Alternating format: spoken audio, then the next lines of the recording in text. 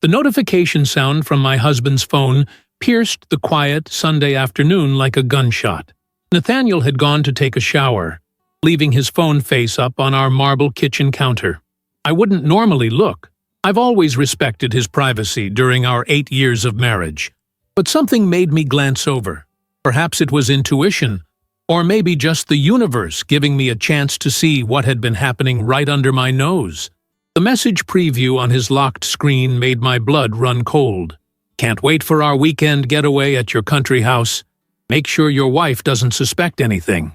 I stood frozen, holding my coffee mug so tightly my knuckles turned white. In that single moment, everything I thought I knew about my life shattered like glass. I've always prided myself on being level-headed. It's what makes me good at my job as a corporate attorney. While every instinct screamed at me to confront Nathaniel immediately, to storm into the bathroom and demand answers, I took a deep breath instead. I needed evidence. I needed to understand exactly what I was dealing with before making my next move. My hands trembled as I picked up his phone. After 8 years together, I knew his password, his birth year followed by mine. How ironic that a symbol of our union would now give me access to his betrayal. The message was from someone saved as LK.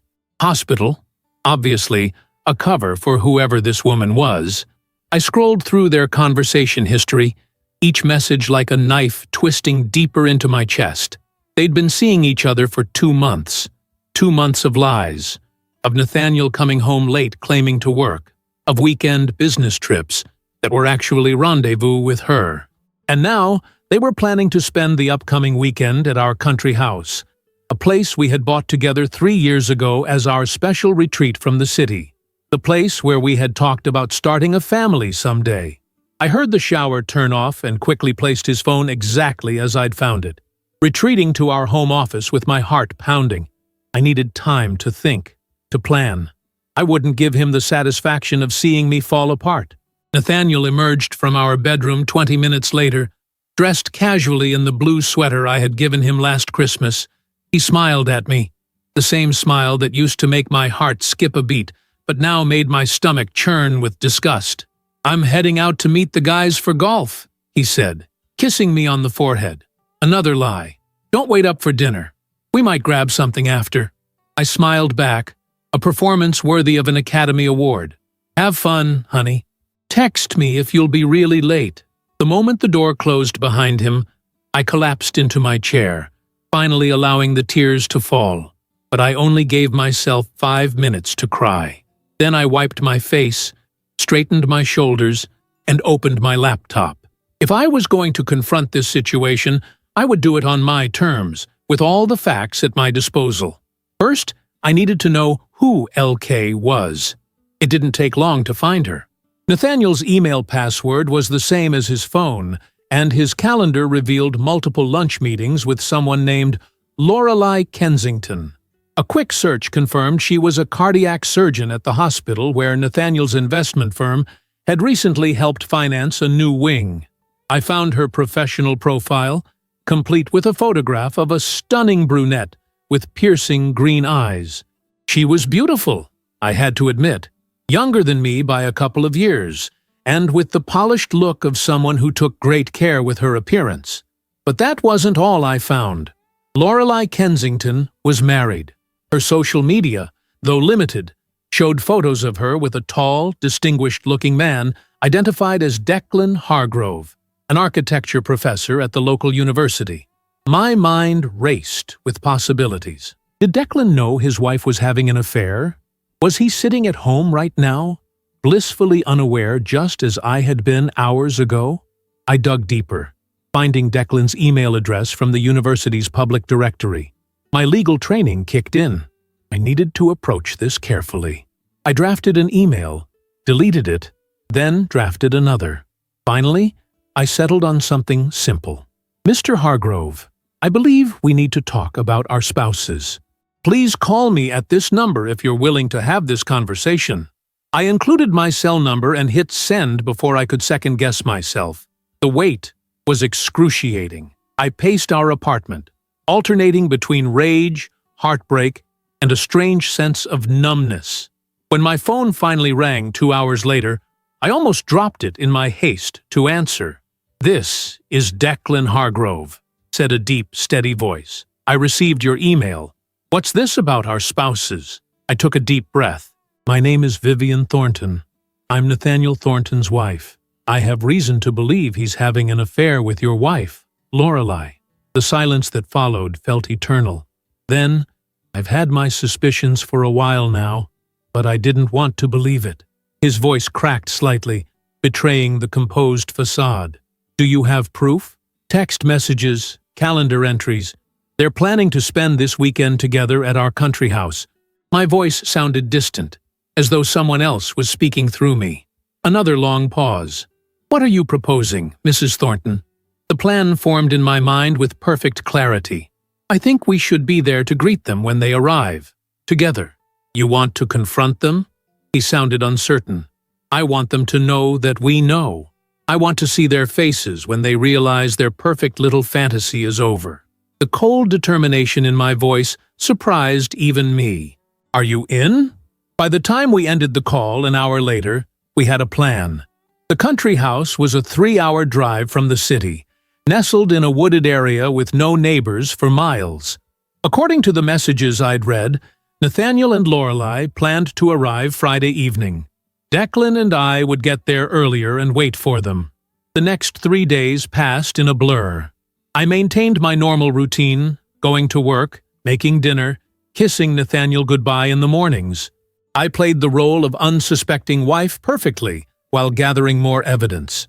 I copied financial statements showing expensive gifts charged to our joint credit card, forwarded emails between them to my personal account, and documented everything methodically as if preparing for the most important case of my career. In a way, I was. On Friday morning, Nathaniel kissed me goodbye with the same lie he'd been telling for weeks. "Big client meeting upstate. I'll be back Sunday night." He had packed a weekend bag the night before, and I had pretended not to notice the new cologne he'd purchased or the underwear that I'd never seen before. "Drive safely," I said, smiling through my nausea. "I love you." "Love you too, Viv," he replied, not meeting my eyes. 2 hours later, I was on the road heading to our country house, my own weekend bag packed with everything I needed, including printouts of all the evidence I'd collected. Declan and I had agreed to meet at a diner a few miles from the house before proceeding together.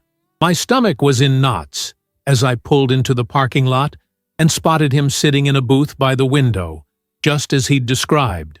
In person, Declan Hargrove was even more imposing than in photographs, tall with broad shoulders, dark hair threaded with silver at the temples, and eyes that reflected the same pain and determination I felt. We shook hands like business associates about to embark on a difficult but necessary venture. "Are you ready for this?" he asked as we sat across from each other, coffee untouched between us. I nodded, finding strange comfort in sharing this moment with the only other person who could possibly understand what I was feeling. "I've been ready since the moment I saw that text message. The question is, are you?" He looked down at his wedding band, twisting it absently. "Lorelei told me she has a medical conference this weekend. 8 years of marriage, and she looked me right in the eyes and lied." He looked up, his gaze hardening. "So yes, I'm ready." We drove separately to the house, parking our cars where they wouldn't be immediately visible from the driveway. Using my key, I let us in. The familiar scent of pine and cinnamon, usually so comforting, now making me sick. Together, Declan and I sat at the kitchen table and waited for the sound of tires on gravel that would signal the beginning of the end of our marriages as we knew them. "What will you do after?" Declan asked quietly, breaking the heavy silence. I considered the question, realizing I hadn't thought beyond this moment of confrontation. "I don't know," I admitted, "but I know I deserve better than lies." "We both do." He nodded, reaching across the table to briefly squeeze my hand in solidarity. "Then, let's make sure they know exactly what they're losing." The sun began its descent behind the trees, casting long shadows across the wooden floors of the house that had once represented happiness, and now felt like the stage for the final act of a tragedy I never saw coming. As the afternoon faded into evening, Declan and I settled into an uneasy vigil. The country house felt different now, tainted by the knowledge of what Nathaniel had planned to do here. I walked through the rooms, touching familiar objects, and wondering how many other lies were woven into the fabric of my marriage. Had there been others before Lorelei? How long would this affair have continued if I hadn't seen that notification? "Your home is beautiful," Declan said, standing in the doorway of the great room with its wall of windows overlooking the lake. Lorelei and I talked about buying a place like this, something away from the city where we could eventually raise children. The mention of children sent a sharp pain through my chest. "That was our plan too," I said quietly. "We've been trying for the past 2 years. Or at least, I thought we were." Declan's expression softened with understanding. Lorelei kept putting it off, always after the next promotion, or when my schedule is less demanding. I never pushed because I respected her career, but now I wonder if she ever intended to start a family with me at all. We fell into conversation with surprising ease, two strangers connected by the most painful of circumstances. I learned that Declan had met Lorelei during her residency when he was designing an addition to the medical school. He spoke of their early days with a wistfulness that made my heart ache, describing how they would meet for coffee between her grueling shifts, how he would bring her favorite pastries to the hospital when she was working overnight. They had married after a whirlwind 6-month courtship, both certain they had found their soulmate. "When did things change?" I asked, pouring us each a glass of wine from a bottle I'd found in the kitchen, one Nathaniel had been saving for a special occasion. This seemed as appropriate a time as any to open it. Declan accepted the glass, staring into the deep red liquid as if it might contain answers. "Gradually, then suddenly. Isn't that how these things always happen? The past year, she's been more distant, always on her phone, smiling at messages that she'd quickly hide when I entered the room, working later and later." He took a long sip. I told myself it was the pressure of her job, that I was being paranoid. "You weren't paranoid," I said, the bitterness in my voice surprising me. "You were just trusting, like I was." We shared stories of our marriages as the darkness gathered outside. I told him how Nathaniel and I had met at a charity gala. I was representing my law firm, and he was there courting potential investors. How he had pursued me relentlessly, sending flowers to my office every day for a week, until I agreed to have dinner with him. How sure I had been that we would grow old together. He told me once that he'd never believed in soulmates until he met me. I said, fighting back tears. I wonder if he used the same line on Lorelei. The crunch of tires on gravel silenced us both. Headlights swept across the windows, illuminating the room momentarily before plunging it back into shadow. My heart hammered against my ribs as car doors slammed, followed by laughter. Nathaniel's familiar chuckle and a woman's lighter tones. Declan and I exchanged a glance, moving into position as we'd planned. I turned on a single lamp in the living room, casting just enough light to see, but not enough to be immediately noticed from the entryway. We sat side by side on the sofa facing the door, two judges prepared to render verdict on the guilty. The key turned in the lock. I heard Nathaniel's voice, low and intimate. "Welcome to our weekend paradise. I've been dreaming about having you here." A woman, Lorelei, giggled in response. "Are you sure we're alone? No nosy neighbors or surprise visits from the wife?" "Completely alone," Nathaniel assured her as they stepped into the house. "Vivian thinks I'm at a client meeting upstate. She never checks up on me." They moved into the entryway, Nathaniel carrying their bags, Lorelei clutching a bottle of champagne. They were so engrossed in each other they didn't notice us immediately. I observed them with a strange detachment. My husband with his arm around another woman's waist, looking at her the way he used to look at me.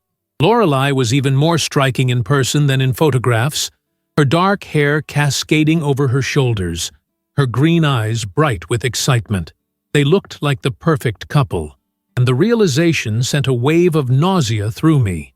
Nathaniel flipped on the main light switch, and that's when they saw us. The champagne bottle slipped from Lorelei's grasp, shattering on the hardwood floor in a spray of glass and foam. Nathaniel froze, his face draining of color. "Vivian? What? What are you doing here?" His eyes darted to Declan, confusion momentarily outweighing panic. "Who is this?" I smiled, amazed at how calm I felt now that the moment had arrived. "Honey, I'd like you to meet Declan Hargrove, Lorelei's husband." We thought it was time the four of us had a little chat. Lorelei made a sound somewhere between a gasp and a sob, her hand flying to her mouth. "Declan? How? Why are you here?" Her eyes, wide with fear, moved between her husband and me. "What is this?" "Please, come in," I said, gesturing to the two armchairs across from us. "You've come all this way for a weekend getaway. The least we can do is offer you a drink." Neither of them moved. Nathaniel's shock was quickly morphing into anger, a defense mechanism I'd seen him employ in arguments before. "This is completely inappropriate. You had no right to ambush us like this." Declan spoke for the first time, his voice level but edged with steel. "No, right? That's interesting, coming from the man sleeping with my wife." "Declan, please," Lorelei whispered, tears brimming in her eyes. "It's not what you think." "Isn't it?" I interjected. "Because I think it's exactly what it looks like.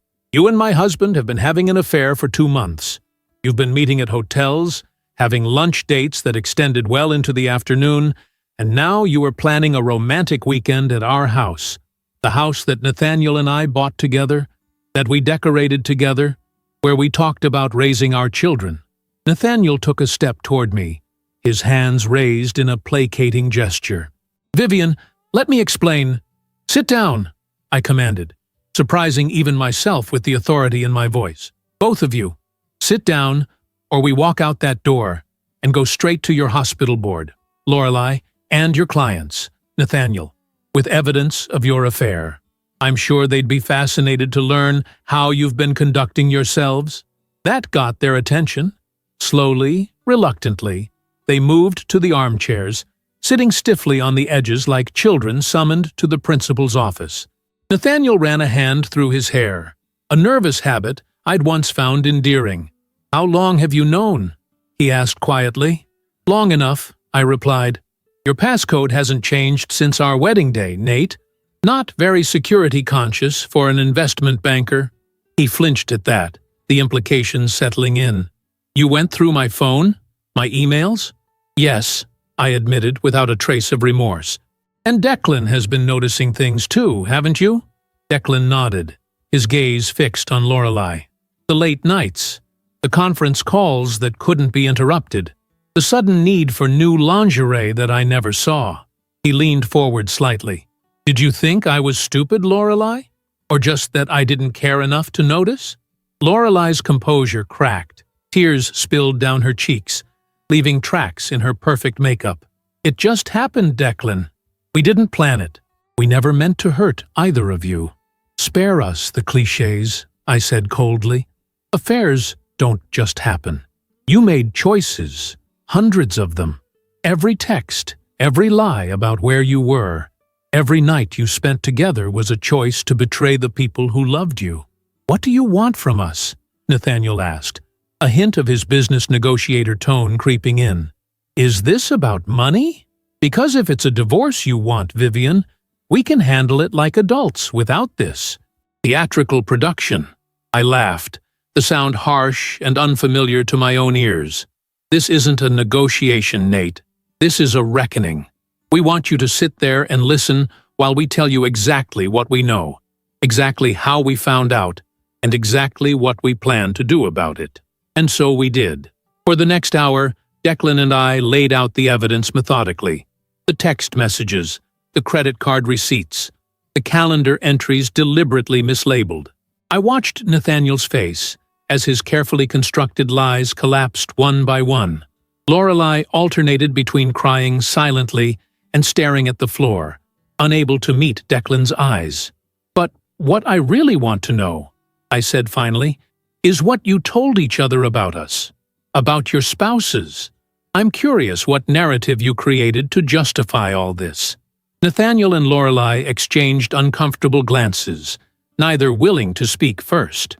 "I'll go first then," I continued. "I found your drafts folder, Nate. The emails you wrote to her but were too cautious to send. You told her I was cold, ambitious, that I cared more about my career than starting a family, that we hadn't been intimate in months." Each word felt like acid on my tongue. "You conveniently left out the part where I've been going to fertility treatments twice a week for the past year, where I rearranged my entire work schedule to accommodate your preferences, where I've been trying everything possible to conceive the child you claim to want." Nathaniel had the decency to look ashamed. "Vivian, Your turn, Lorelei," Declan interrupted, his voice tight with controlled emotion. "What convenient fiction did you create about me?" Lorelei wiped her tears with trembling fingers. "I never said anything bad about you, Declan. I swear." "Liar," I said quietly. "You told my husband that Declan was controlling, that he monitored your movements and checked your phone, that he wanted you to quit medicine to have babies." I pulled out my phone and read directly from a message I'd found. "He doesn't understand me like you do, Nate. He never has." Declan's face contorted with pain. "Controlling? I've supported every career move you've made, Lorelei. I designed your home office myself so you could work whenever you needed to. I've never once asked you to check in or questioned where you were going." He shook his head in disbelief. "And as for children, you were the one who brought it up first, who showed me nursery designs and talked about names. I've only ever followed your lead." A heavy silence fell over the room.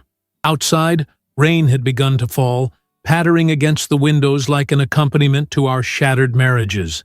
"So, you've confronted us," Nathaniel said finally. "You've made your point. What happens now?" I exchanged a look with Declan before answering. "Now, we decide how this ends, and those decisions are ours to make, not yours." Lorelei looked up, fear evident in her eyes. "What does that mean?" "It means," Declan explained, his voice suddenly weary, "that actions have consequences, and it's time for both of you to face yours." The rain intensified, drumming against the roof as lightning illuminated the room in brief, harsh flashes. The storm outside was nothing compared to the tempest of emotions within these walls. 4 people whose lives had become inextricably tangled through lies, betrayal, and the painful truth that was now impossible to ignore. Lightning flashed again, throwing harsh shadows across Nathaniel's face. In that brief illumination, I saw something I hadn't expected. Genuine fear. Not just the panic of being caught, but something deeper. For the first time since I'd known him, my husband looked truly vulnerable. "I want a divorce," I said, the words emerging with surprising steadiness. "I've already spoken to Caroline Winters at my firm." Caroline was one of the most feared divorce attorneys in the state, known for her ruthlessness in high-profile cases. "She'll be contacting you on Monday." Nathaniel's jaw tightened. "You can't be serious. You're willing to throw away 8 years of marriage over one mistake?" "One mistake?" I repeated incredulously. "This wasn't a drunken one-night stand, Nathaniel. This was a calculated affair. You created a fake contact in your phone. You invented business trips. You planned to bring your mistress to our home." I leaned forward, meeting his gaze directly. "And by the way, that investment you made last month from our joint account? The one you said was for a startup?" I traced it. $25,000 for a diamond bracelet from Tiffany's. I turned to Lorelei. "I hope you enjoyed it. It cost me a lot more than money." Lorelei paled, her hand instinctively moving to her wrist, where a delicate bracelet glinted in the lamplight. "I didn't know," she whispered. "He told me it was from his personal account." "We don't have personal accounts," I informed her coldly. "Everything has been joint since we married. That was his idea, actually. No secrets between us." Ironic, isn't it? Declan had been silent, watching Lorelei with an expression I couldn't quite read. Now he spoke, his voice low and controlled. I haven't decided what I'm going to do yet. Unlike you two, I don't make life-altering decisions on impulse." He turned to his wife. "But I do have questions, and I expect honest answers. Starting with how long this would have continued if you hadn't been caught." Lorelei shook her head helplessly. "I don't know. We never discussed." "We had an end date," Nathaniel interrupted, surprising all of us. "After the Johnson merger closed next month, I was going to end it." He couldn't meet my eyes as he spoke. It was never meant to be permanent. The casual cruelty of his words struck me like a physical blow. "So that's supposed to make it better? That you had scheduled when to discard your mistress and return to your unsuspecting wife?" "I never stopped loving you, Vivian," he said, desperation creeping into his voice. "This thing with Lorelei, it was an escape. Work has been crushing me, and the pressure with the fertility treatments, I just needed something that felt easy." "Easy," I repeated, the word bitter on my tongue. While I was injecting hormones into my stomach every night, tracking my temperature every morning, scheduling sex like it was a business meeting, all because you said you wanted a family. You were looking for something easy? Lorelei shifted uncomfortably.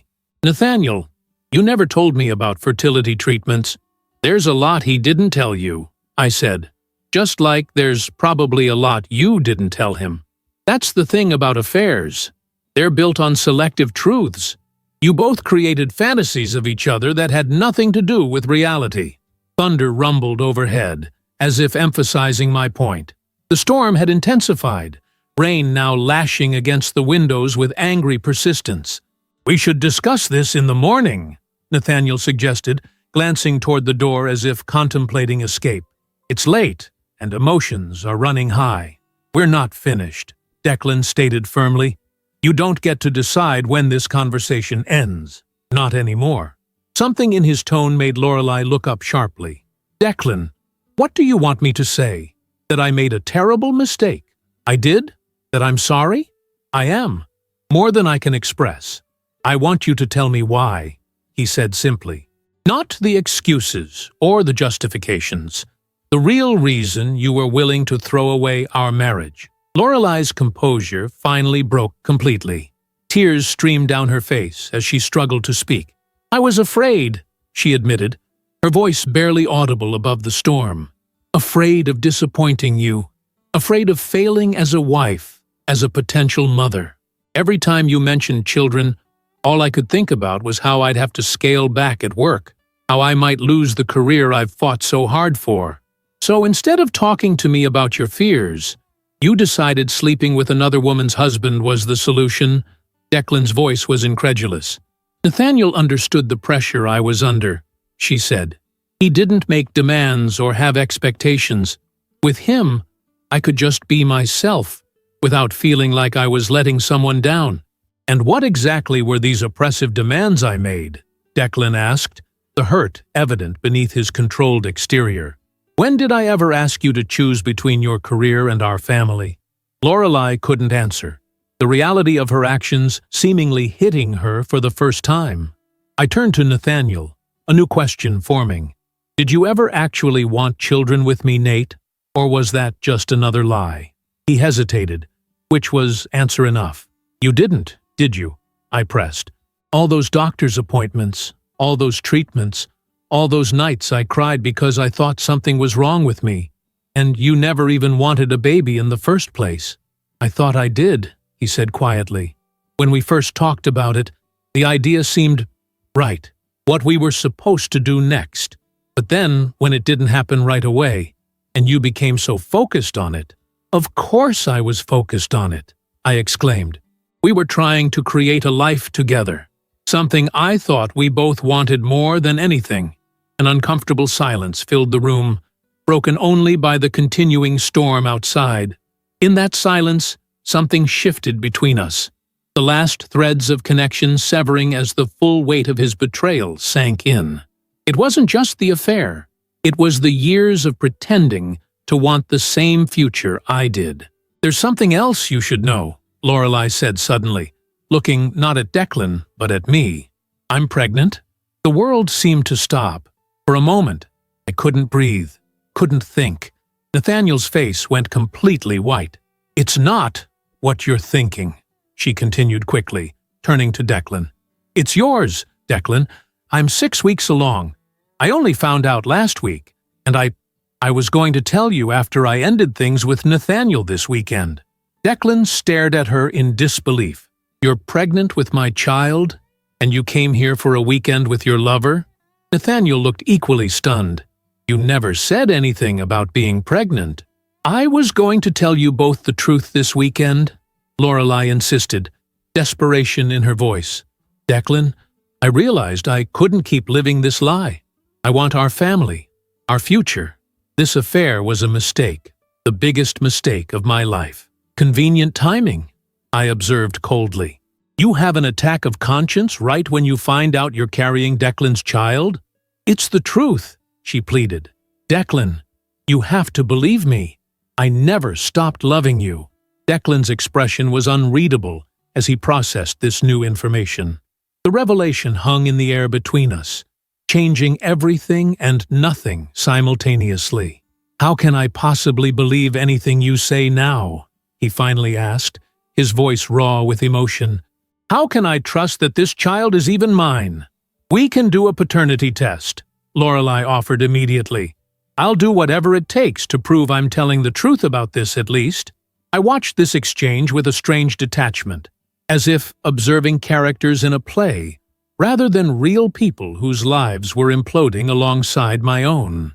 The irony wasn't lost on me, that Lorelei was pregnant with her husband's child, while my own womb remained stubbornly empty despite years of trying with a man who apparently never truly wanted to be a father. "I need some air," I announced abruptly, standing up. No one tried to stop me as I walked to the kitchen and out onto the covered porch at the back of the house. The rain was still coming down in sheets, but the overhang kept me dry as I gulped in the cool night air.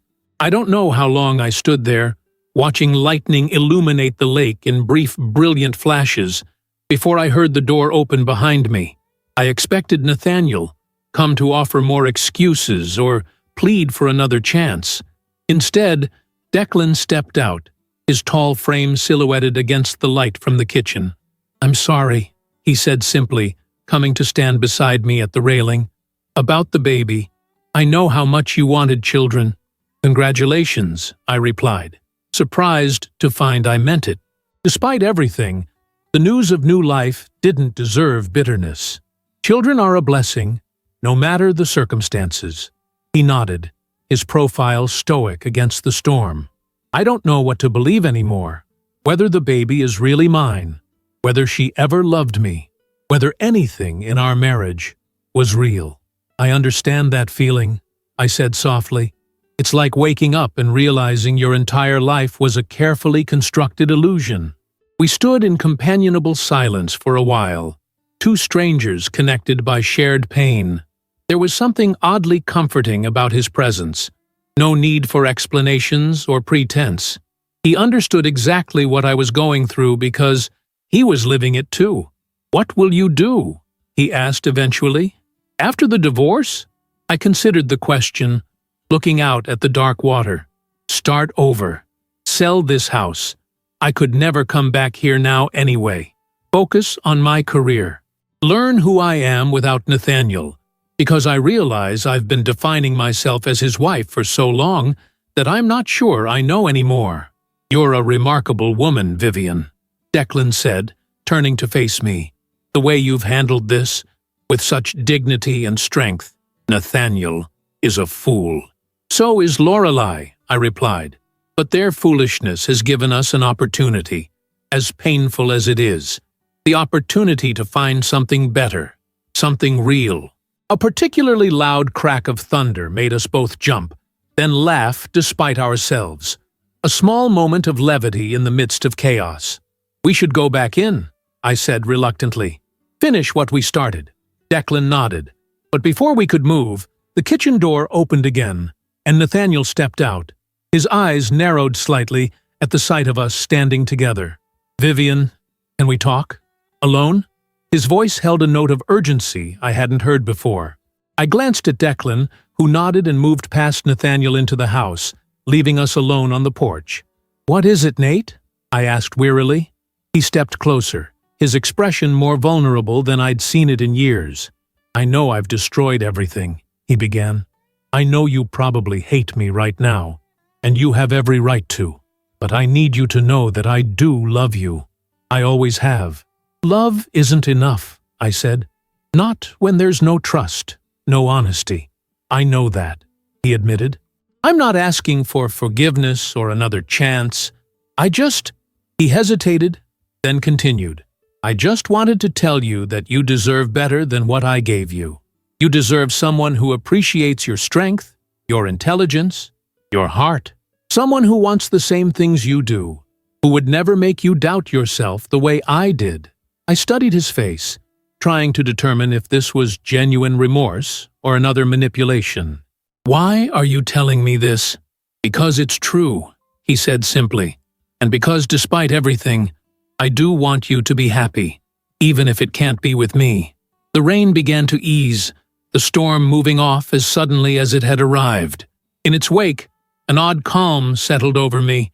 Not peace exactly, but the quiet clarity that comes after making a difficult but necessary decision.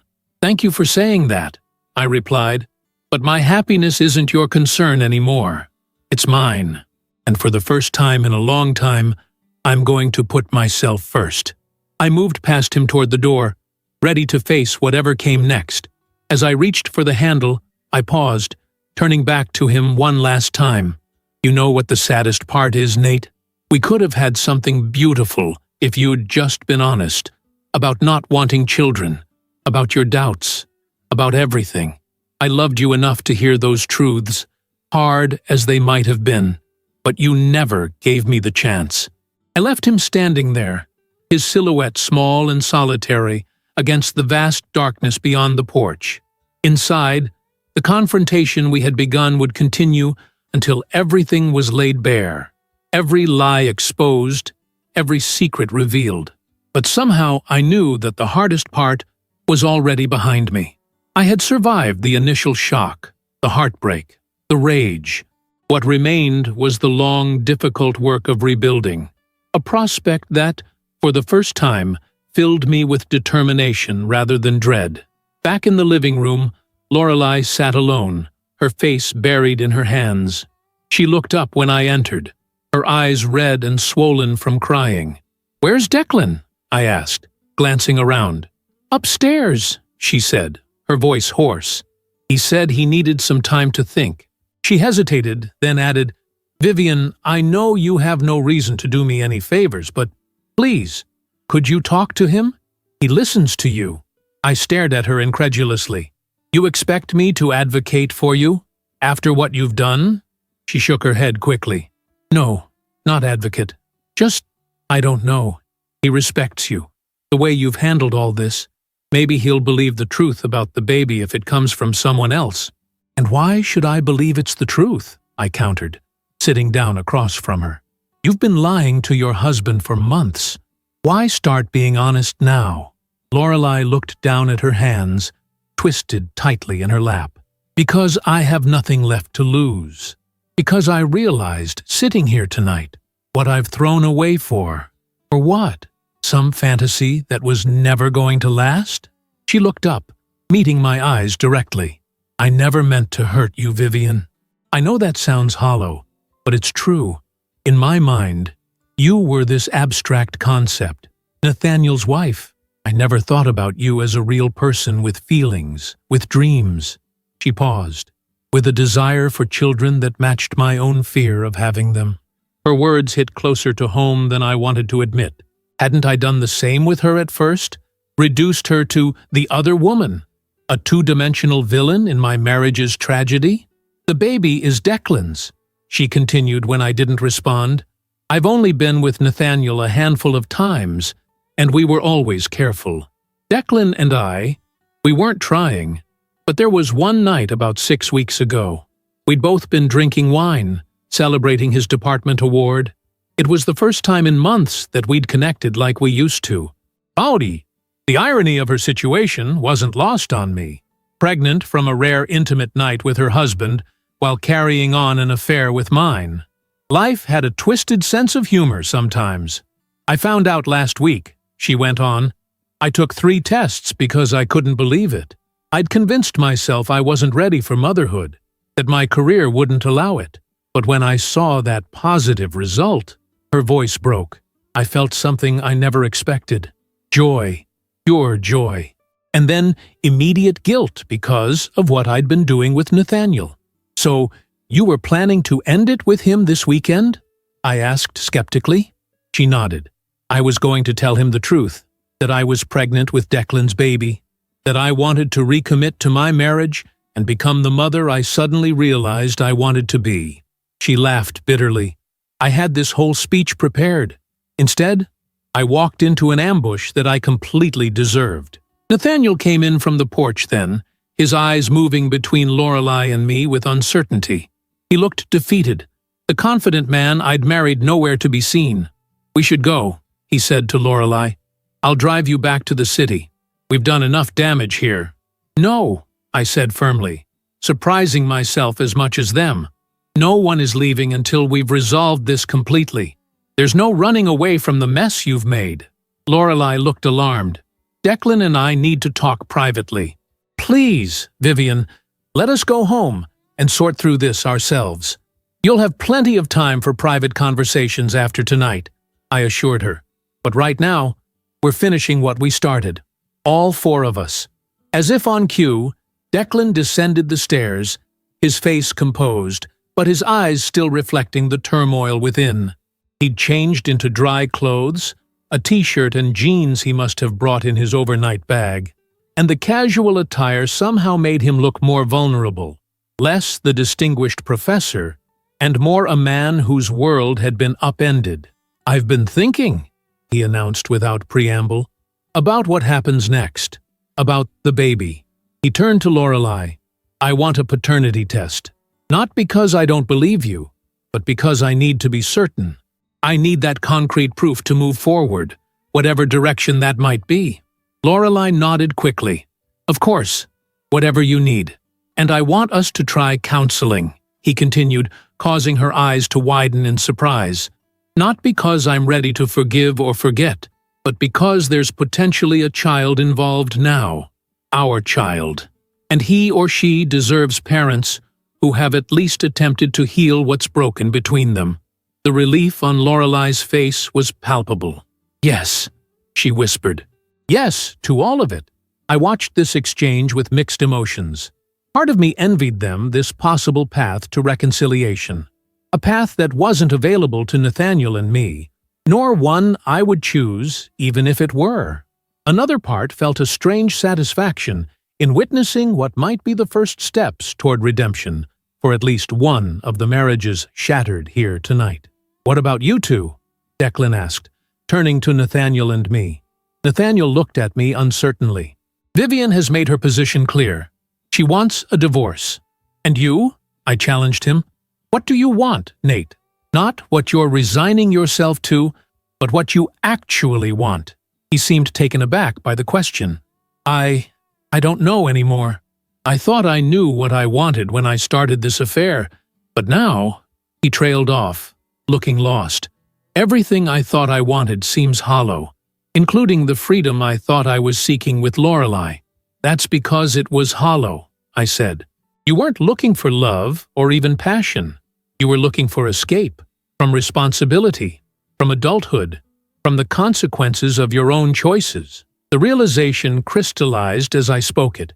You didn't want children because they would have tied you down even more. They would have made it harder to maintain this illusion of freedom you've been chasing. Nathaniel didn't deny it. Maybe you're right, he admitted. Maybe I've been running from growing up since the day we met. You were always the mature one, the responsible one. I think that's why I was drawn to you. You made me feel stable, grounded, until that stability felt like a prison. I finished for him. He nodded slowly. But it wasn't you who built the prison, Vivian. It was me, my own expectations, my own fears. He looked at me with genuine regret. I'm sorry I blamed you for my own limitations. You deserved better. The apology, unexpected and apparently sincere, caught me off guard. For a brief moment, I glimpsed the man I'd fallen in love with, thoughtful, self-aware, capable of genuine connection. But that glimpse only reinforced my decision. That man had been buried too long beneath layers of deception and selfishness. Whatever journey of self-discovery Nathaniel needed to undertake, it wasn't my responsibility to guide him through it. "I appreciate that," I said finally, "but it doesn't change where we are or what needs to happen next." Which is what, exactly?" Lorelei asked, looking between Declan and me. I took a deep breath, mentally organizing the practical steps that would follow this night. "In the morning, we'll all leave.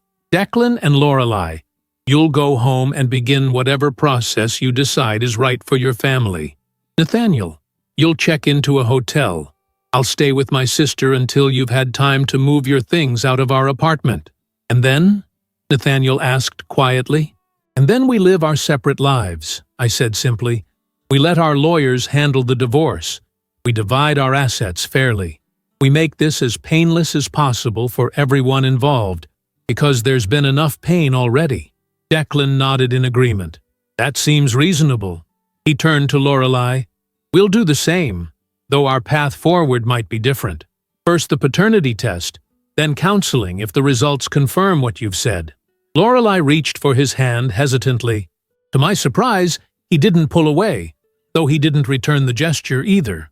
A small opening, perhaps, but significant given the circumstances. "There's one more thing," I said, turning to Nathaniel. "Our fertility treatments. I've decided to continue them." His eyebrows shot up in surprise. "By yourself? As a single mother?" "Yes," I said firmly. "I've wanted a child for years, Nate. That hasn't changed just because our marriage has failed. I have the resources, the support system, and, most importantly, the love to give. I don't need a partner who's only half committed to make that dream come true." Nathaniel looked stunned, but didn't argue. "If that's what you want, I won't stand in your way." "I know you won't," I said confidently, "because despite everything, you're not a cruel person, just a lost one." The conversation gradually shifted to practical matters. Sleeping arrangements for the night. Nathaniel and Lorelei would take the 2 guest rooms. Declan and I would share the master bedroom platonically. Departure times in the morning. Next steps for each couple. The tension in the room slowly dissipated, replaced by a strange sense of resolution. Not peace, exactly, but the quiet that comes after a storm has passed, leaving destruction in its wake, but also the possibility of rebuilding. Later, as Declan and I prepared for bed, arranging pillows down the center of the king-sized mattress like an old-fashioned bundling board, he asked the question that had been hovering unspoken between us all evening. "Do you think they ever really loved us? Or were we just convenient covers for their own insecurities?" I considered this as I sat on the edge of the bed, my reflection in the dresser mirror looking older and wiser than it had just days ago. "I think love is more complicated than we want it to be," I said finally. "I believe Nathaniel loved me once, in his way, just as I think Lorelei loves you still, despite her actions. But it wasn't enough," he observed. "No," I agreed. "Love without honesty, without courage, without commitment. It's not enough." We fell silent, each lost in our own thoughts. I found myself wondering what might have happened if Nathaniel and I had faced our issues directly. His reluctance about fatherhood, my single-minded focus on conception. Could we have found a compromise? A path forward together? Or were we always destined to reach this breaking point? "What's the first thing you'll do?" Declan asked suddenly. "When all this is settled, I mean. When you're officially starting your new life." I smiled, surprised to find I had an answer ready. "I'm going to Italy. Florence, specifically. I've always wanted to see the art there, to walk those ancient streets. Nathaniel always put it off, said we'd go someday." I looked over at Declan. "I'm done waiting for someday. What about you?" He considered the question. "I think I'll wait to decide until after the paternity test. If Lorelei is telling the truth, and oddly I believe she is, then my first priority will be preparing for this child, whether Lorelei and I stay together or not. "You'll be a wonderful father," I said, meaning it. "And you'll be a wonderful mother," he replied. However, that comes to pass. We shared a smile, two strangers who had entered this house as betrayed spouses, but would leave it as something else. Not quite friends, but allies of a sort. People who had witnessed each other's darkest moments and offered understanding rather than judgment. Outside, the storm had passed completely, leaving behind a clear night sky filled with stars. I moved to the window, gazing up at their distant light. Some of those stars, I knew, had died long ago, their light only now reaching Earth, like the final flickers of my marriage, beautiful from a distance, but already extinguished at the source. Yet new stars were being born, even as old ones died. New light generated in the darkness. As painful as this ending was, it was also a beginning. My beginning. And for the first time since seeing that fateful text message on Nathaniel's phone, I felt something like hope stirring within me. Not happiness, not yet, but the quiet certainty that happiness would come again, in time. 1 year later, the Italian sun warmed my face as I sat at a small cafe table overlooking the Arno River in Florence. My espresso had grown cold, forgotten as I lost myself in sketching the Ponte Vecchio in the small leather-bound journal I'd purchased my first day in the city. I was no artist, but during the past year, I'd discovered the joy of creating solely for myself, without concern for perfection or others' judgment. "Signora, another coffee?" The waiter approached with a gentle smile, gesturing to my untouched cup. "Sì, grazie," I replied, my Italian still halting but improving daily. This was my 3rd month in Florence. What had begun as a 2-week vacation had evolved into an extended sabbatical from my law firm. After the divorce was finalized, I'd surprised everyone, including myself, by requesting a year-long leave of absence. To recalibrate, I'd told my concerned partners. In reality, it was to rediscover who Vivian Thornton was, without the identity of wife, without the singular focus on career advancement that had defined me for so long. My phone vibrated with an incoming message. I hesitated before checking it. Part of my sabbatical had involved creating healthy boundaries with technology, but smiled when I saw it was from Meredith, my sister. "Lab called. Your numbers look fantastic. Doctor says next round has excellent chances. Call me." My heart leapt as I read her words. After 8 months of treatments as a single woman, my body was finally responding the way it should. The fertility specialist had been cautiously optimistic about this cycle, but Meredith's message suggested more than caution was warranted now. I quickly calculated the time difference, early morning in Boston, and decided to wait a few hours before calling her back. Instead, I sipped my fresh espresso and allowed myself to imagine, just for a moment, the possibility of motherhood on my own terms. A child conceived in hope rather than obligation. A family built on truth rather than compromise. The divorce had been surprisingly straightforward once the initial shock subsided. Nathaniel, perhaps motivated by guilt or simply wanting a clean break, had agreed to my terms without argument. Our joint assets were divided equitably. I kept the apartment in the city, and he took a generous cash settlement that I later heard he used to start his own investment firm. The country house, the site of our marriage's implosion, I sold without regret, using part of the proceeds to fund my Italian sojourn and the rest to continue my fertility treatments. We hadn't spoken since the finalization 6 months ago. Occasionally, I saw his name mentioned in financial publications or glimpsed his face at industry events I attended before my sabbatical. Each time, I was surprised by the absence of pain those encounters caused. Not because the hurt had completely vanished, but because it had transformed into something quieter, more contemplative, a scar rather than an open wound. I finished my coffee and paid the bill, then wandered toward the Uffizi Gallery where I had a membership that allowed me unlimited access. The gallery had become my sanctuary in Florence, a place where I could lose myself for hours among masterpieces that had witnessed centuries of human joy and suffering. Today, buoyed by Meredith's message, I felt drawn to Botticelli's Birth of Venus, that serene goddess emerging fully formed from chaos, her face peaceful despite the turbulent waters from which she rose. As I rounded the corner into the Botticelli room, I nearly collided with a tall man studying a museum map with intense concentration. "Mi scusi," I began automatically, then stopped short. "Declan?" He looked up, surprise giving way to genuine pleasure as recognition dawned. "Vivian, is that really you?" His eyes crinkled at the corners as he smiled, a feature I'd forgotten about during our brief but intense acquaintance a year ago. "In the flesh," I replied, suddenly conscious of my casual sundress and sandals, my hair loose around my shoulders instead of in the severe styles I'd favored during my attorney days. "What are you doing in Florence?" "Architectural research," he explained, gesturing to the sketchbook tucked under his arm. "I'm developing a course on Renaissance design principles and their modern applications. I've been here 2 weeks already, with another month to go." I nodded, still processing this unexpected reunion. "That sounds fascinating.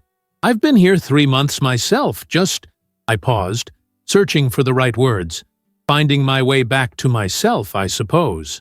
Something in my phrasing must have resonated with him, because his expression softened with understanding. "Would you like to get a coffee?" he asked. "Catch up properly? Unless you're here with someone." He left the question hanging delicately. "No, I'm alone," I assured him. "And coffee sounds perfect. I know a lovely place nearby with a view of the river." As we walked through the crowded gallery and out into the sunshine, Declan filled me in on the events of his life since that fateful weekend at the country house. The paternity test had confirmed what Lorelei had claimed. The baby was indeed his. They had attempted counseling for several months, making progress in understanding the issues that had led to her affair, but ultimately deciding that too much damage had been done to rebuild their marriage. "We finalized the divorce when she was 7 months pregnant," he explained, as we settled at my favorite cafe table. "But we've developed a solid co-parenting relationship. Our daughter, Sophia, is 3 months old now." He showed me a picture on his phone, a beautiful baby with Declan's dark hair and what appeared to be Lorelei's green eyes. "She's gorgeous," I said sincerely. "How is co-parenting working out?" "Better than I expected," he admitted. "We have a detailed custody arrangement, but we're flexible with each other. Lorelei has been different since Sophia was born. More grounded, more present. Motherhood suits her in ways neither of us anticipated." "PT. And how is she otherwise?" I asked carefully, unsure how much I wanted to know about the woman who had been my husband's lover. Declan understood my hesitation. "She's well, back at work part-time. No longer seeing Nathaniel, if that's what you're wondering." He paused. "I heard they continued their relationship briefly after that weekend, but it fell apart quickly once reality set in." I nodded, surprised by my lack of reaction to this information. "And what about you? Beyond fatherhood and your research, I mean?" He smiled, stirring his coffee thoughtfully. "I'm adjusting to this new normal, dating occasionally, though nothing serious yet, focused primarily on Sophia and my work." He looked up, his gaze direct. "And you? How has your year been, Vivian?" The question was simple, but it opened a floodgate of reflection. I found myself telling him everything: the quiet dignity of the divorce proceedings, the unexpected sabbatical, my travels through Italy, and finally, my ongoing fertility treatments. "In fact," I concluded, "I just received promising news this morning. My numbers look good for the next attempt." "You're still pursuing motherhood," he observed, his tone warm with admiration rather than judgment. "That takes courage." "It feels right," I said simply. After everything that happened, I realized that my desire for a child was never about Nathaniel or our marriage. It was about the kind of life I want to create, the love I have to give. I smiled ruefully, though I have to admit, doing it alone is daunting at times. The best things usually are, he replied. Sophia terrifies me daily. This tiny person completely dependent on my ability to make good decisions. But that terror is wrapped in such joy that I can hardly distinguish between the two anymore. We talked for hours, our coffee cups repeatedly emptied and refilled as the afternoon sun tracked across the sky. Declan told me about his department's latest projects, his plans for the course he was developing, his adjustment to life as a single father. I shared stories of my travels, the small apartment I'd rented in the historic center of Florence, my tentative plans to return to law, but with a different focus, perhaps family advocacy or reproductive rights. There was an ease between us that felt both familiar and entirely new. We had met under the most painful circumstances, witnessed each other at our most vulnerable. Yet here we were a year later, changed but whole, sharing a beautiful afternoon in one of the world's most romantic cities. As twilight approached, Declan glanced at his watch reluctantly. I have a dinner with some colleagues from the university here, he explained. Part of my research grant obligations. Of course, I said, reaching for my purse. It was wonderful running into you, Declan. Wait, he said quickly. Would you like to meet again? Perhaps tomorrow? I'd love to see your apartment, hear more about your experiences in Florence. I studied his face, searching for any hint of obligation or pity. Instead, I found only genuine interest and something else, a tentative hope that mirrored my own unexpected feelings. I'd like that, I replied simply. How about lunch? I know a little trattoria that makes the most amazing pappardelle with wild boar ragout. Perfect, he agreed, his smile widening. Shall we say 1 o'clock? We exchanged phone numbers and parted with a light hug that lingered just a moment longer than necessary. As I watched him walk away, I felt a curious lightness in my chest, not the butterflies of infatuation, but something more substantial, a recognition, perhaps, of possibilities I hadn't allowed myself to consider until now. Back in my apartment, I called Meredith to discuss the lab results. Her excitement was contagious as she relayed the doctor's optimism about my next treatment cycle. He said everything looks aligned perfectly this time, Viv, she reported. Your hormone levels, your egg quality, all of it. He's scheduling the procedure for when you return next month. That's wonderful news, I said, genuinely thrilled, yet also processing my unexpected encounter with Declan. My sister, always attuned to the nuances in my voice, picked up on my distraction immediately. What is it? You sound different. I ran into someone today, I admitted. Someone from before. Nathaniel? She asked sharply, her protective instincts flaring. No, I assured her. Declan Hargrove, the husband of Nathaniel's, of Lorelei. The architecture professor? The one who was with you that weekend? Meredith had been my confidant throughout the divorce, knowing every painful detail of its origins.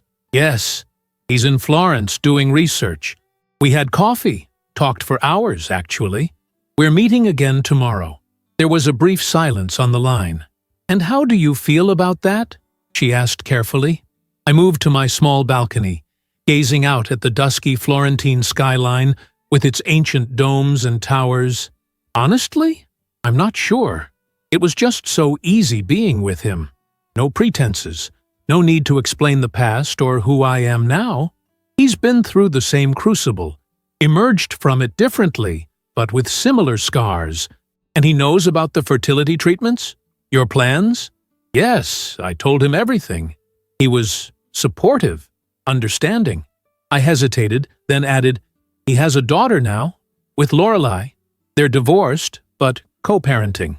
Meredith absorbed this information. Life takes such strange turns, she mused.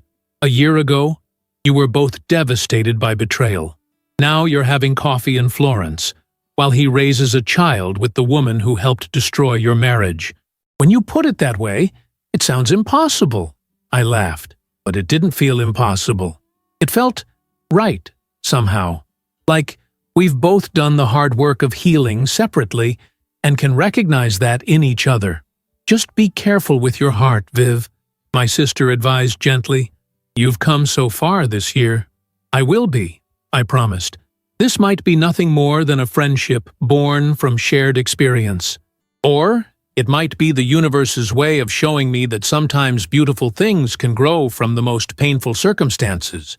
Either way, I'm going into it with eyes wide open. After we hung up, I stood on the balcony watching the city lights come alive as darkness fell. Florence had existed for centuries, witnessing countless human dramas, sorrows, and joys. My own story, the betrayal, the divorce, this unexpected reunion, was just one more thread in its tapestry. The next day, Declan arrived at my apartment precisely at 1 o'clock, bearing a small bouquet of sunflowers and a bottle of Tuscan wine. Our lunch extended into a walk along the Arno, which stretched into gelato in a hidden piazza, which became drinks at a rooftop bar as the sun set over the city. With each hour, the connection between us deepened. Not the desperate clinging of two wounded souls, but the measured, thoughtful interest of two people who had learned the hard way what truly mattered in relationships.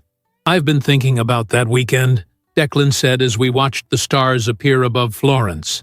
As painful as it was, I'm grateful for it in a strange way. If Lorelei and Nathaniel hadn't been caught, who knows how long their affair would have continued? How much more damage would have been done? I nodded, understanding exactly what he meant. It forced a reckoning that was probably inevitable, and it showed me strengths in myself I didn't know existed. You were magnificent, he said quietly. I remember watching you that night, thinking that Nathaniel had no idea what he was throwing away. Our eyes met, and in that moment, something shifted between us. The past receding, the future opening with unexpected promise. When he asked if he could see me again the next day, and the day after that, I said yes without hesitation. Over the following weeks, we explored Florence together. Its hidden gardens, its lesser-known museums, its bustling markets. We talked about everything. Our childhoods, our ambitions, our fears, our hopes for the future. I shared my anxieties about becoming a single mother. He described his terror the first time he was alone with Sophia for a full weekend. We discovered shared passions for history, architecture, his profession had rubbed off on me during my time in Italy, and classical music. When it was time for me to return to Boston for my scheduled treatment, Declan drove me to the airport. As we stood at the security checkpoint, the moment heavy with unspoken possibilities, he took my hands in his. "This isn't goodbye," he said firmly. "I'll be back in the States in 3 weeks. My research here is almost complete." "And then?" I asked, allowing myself to voice the question that had been hovering between us. "And then we see where this leads," he replied, his eyes steady on mine. No pressure, no expectations, just two people who found each other in the most unlikely circumstances, discovering if there's something worth building together. "I'd like that," I said softly. He pulled me close, kissing me with a tenderness that spoke of patience, of respect for all we had endured, of hope for what might lie ahead. "Safe travels, Vivian. I'll see you soon." As the plane lifted off from Italian soil, I pressed my palm against the window, watching Florence recede beneath me. A year ago, I had boarded a different flight, from New York to this same city, broken and alone, seeking solace in art and history and distance. Now I was returning home changed, strengthened, and open to possibilities I couldn't have imagined in the depths of my pain. Whatever happened with the fertility treatment, whatever developed between Declan and me, I knew one certainty. Life moved in cycles of destruction and renewal. What had nearly destroyed me had ultimately set me free. The betrayal that had shattered my marriage had cleared the way for authentic connection, with myself first, and now, potentially, with someone who had walked a similar path of heartbreak and healing. The future was unwritten, full of both uncertainty and promise. But for the first time since that fateful text message appeared on Nathaniel's phone, I was genuinely excited to discover what came next. Not because everything was perfect or resolved, but because I had learned the most valuable lesson of all, that I was enough, on my own, whatever life brought my way. And that knowledge, hard-won through tears and rage and eventually acceptance, was worth every moment of pain that had led me here, sailing above the clouds toward home, toward possibility, toward the next chapter of a life reclaimed.